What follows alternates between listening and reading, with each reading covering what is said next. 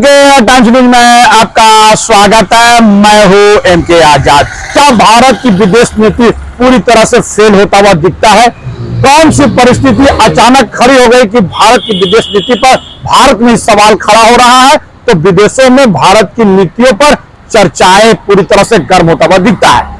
आज सबको हम बारीकी से टटोलने की कोशिश करते हैं और समझने की कोशिश करते हैं कि कहां और क्यों चूक हो गई, और इसको लेकर वर्तमान की मोदी सरकार को जो स्टेप लेनी चाहिए थे वो क्यों नहीं ले रही है। जनता का सवाल भी है और लोगों के जहन में भी तरह तरह के सवाल उठते चले जा रहे हैं।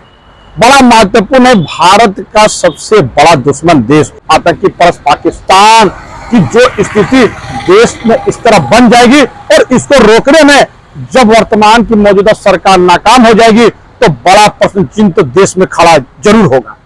और किसने सोचा था कि पाकिस्तान और भारत के बीच में किसी मामले के लिए चुनाव में वोटिंग होंगे और भारत हार जाएगा, वो भी आधे से ज्यादा वोटों से हार जाएगा। जी हाँ, मैं बात कर रहा था संयुक्त राष्ट्र संघ के यूनेस्को के कार्यकारी बोर्ड उपाध्यक्ष के चुनाव को लेकर। जिस तरह पाकिस्तान और भारत दोनों ने इस चुनाव में भाग लिया तो भारत के हिस्से में मात्र 18 वोट ही प्राप्त हुआ, जबकि पाकिस्तान 38 वोट लाकर इस पद पे काबिज हो गए। तो किससे कहा जाएगा कहां रणनीति फेल हो गई?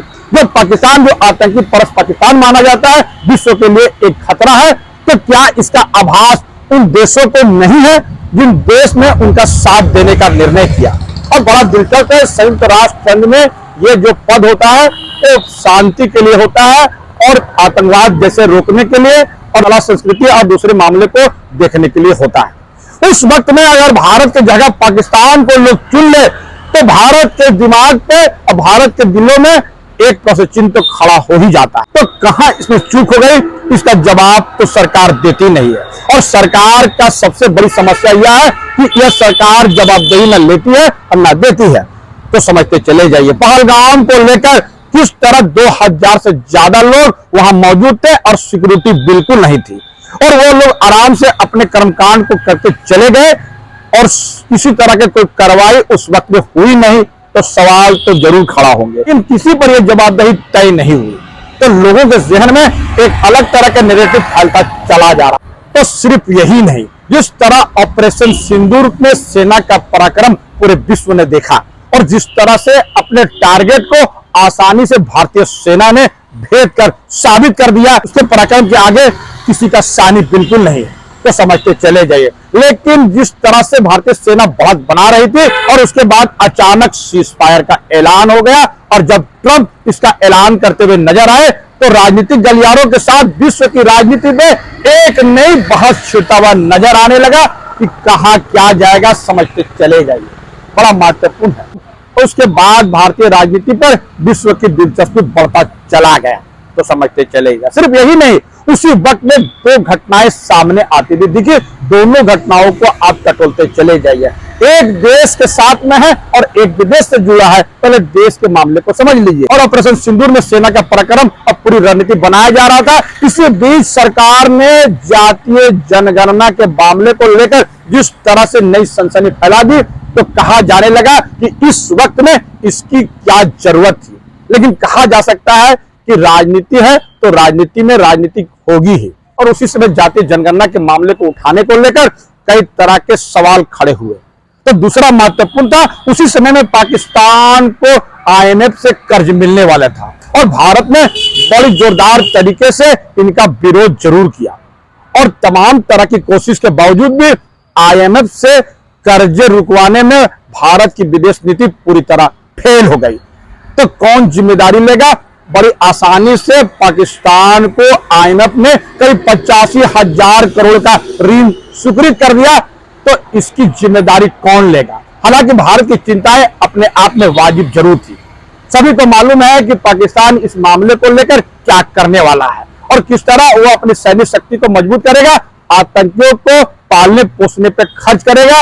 विकास के मुद्दे से पाकिस्तान का क्या लेना देना है पूरा विश्व जानता है, और सबको दरकिनार करके IMF ने उनको ऋण मुहैया कराया। सिर्फ यही नहीं, उसके बाद फिर ADB यानी एशियाई विकास बैंक ने भी करीब $800 मिलियन की ऋण पाकिस्तान के लिए स्वीकृत कर दी और इसको लेकर भी भारत ने जोरदार तरीके से विरोध किया, उनके अपनी चिंताएं व्यक्त की, लेकिन इसको भी दरकिनार कर दिया गया और पाकिस्तान को आईडीबी ने पूरी तरह से 6600 करोड़ रुपया का ऋण स्वीकृत कर दिया।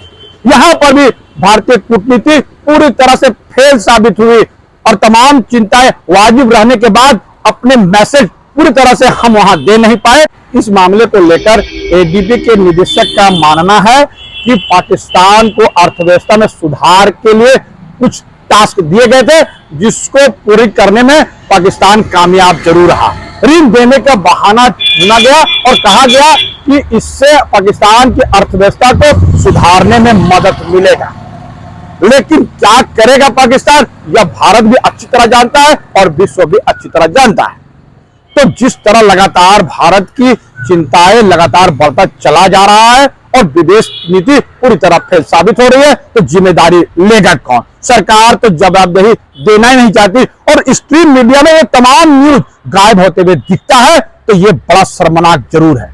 ये देश को जानने का हक है कि किस तरह हमारी विदेश नीति पूरी तरह फेल हो गई और इसको आगे समझते चले जाइए। जिस तरह से ऑपरेशन सिंदूर के बाद से अपनी बातों को रखने के लिए संसदीय दल का गठन करके तमाम जगह यानी कई देशों में उसको भेजा गया और एक दल कुवैत भी गया और कुवैत जाकर अपनी बातों को रखा और उसका परिणाम भी जान लीजिए। कुवैत ने पाकिस्तान के 19 साल के बैन को खत्म किया है।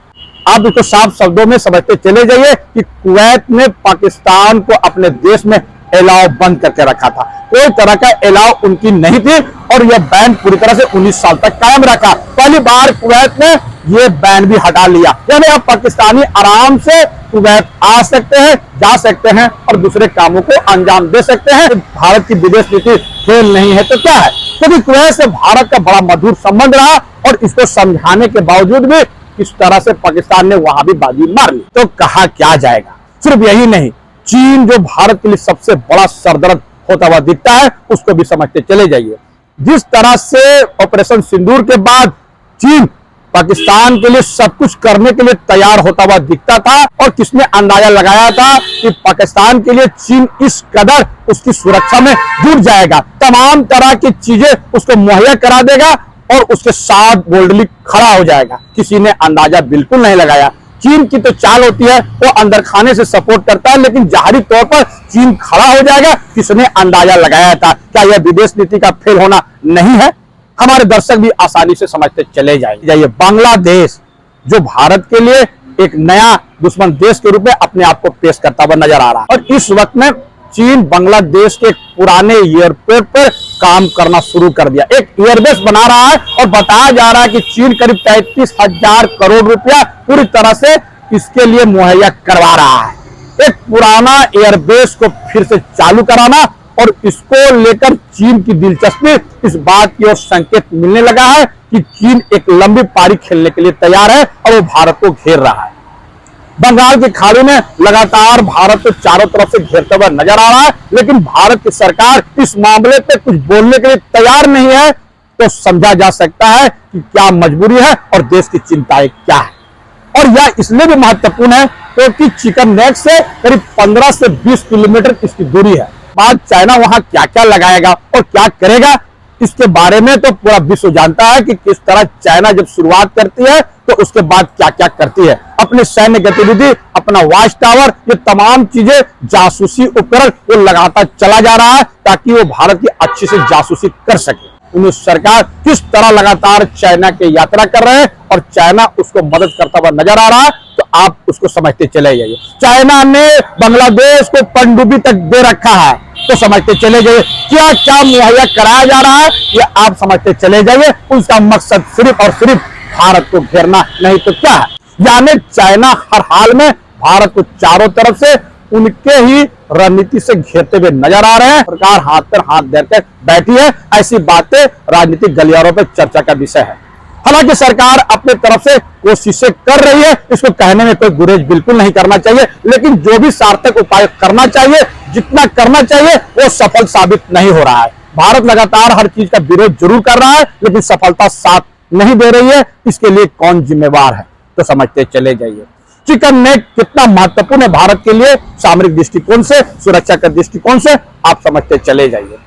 और वहां से चीन निगरानी करेगा। बांग्लादेश की कठपुतली सरकार चीन के इशारों पर सब कुछ काम करने के लिए तैयार है। पहली बार बांग्लादेश और पाकिस्तान के बीच में प्रगाढ़ता इस बात को संकेत देने लगा है कि दोनों देश की नजदीकियां भारत के हित के लिए सही नहीं है, भारत की सेहत के लिए बिल्कुल अच्छी नहीं है, क्योंकि पाकिस्तान वहां पर आकर कट्टरपंथियों को मदद कर रहा है, कट्टरपंथी सोच के लोगों को प्रमोट कर रहा है। और जिस तरह चुनाव होंगे तो बड़ा दखल पाकिस्तान भी वहां रखेगा, और यह भारत की सुरक्षा के दृष्टिकोण से सही बिल्कुल नहीं है। भारत की कोई दुश्मन देश कभी नहीं रहा। भारत की पॉलिसी इस तरह रही है कि पूरे विश्व में भारत की पहचान अदब के साथ लिया जाता है। लेकिन पहली बार आप देखते चले जाइए, 5 देश भारत के नए दुश्मन देश बन गए हैं। इसका जिम्मेदारी कौन लेगा? बांग्लादेश तो पूरी तरह से भारत से दुश्मनी निभाने के लिए पूरी तरह से तैयार है। म्यांमार को भी टटोल लीजिए, भारत के साथ उनका संबंध अच्छा है, लेकिन इस समय में म्यांमार की स्थिति भारत के साथ अच्छी बिल्कुल नहीं है।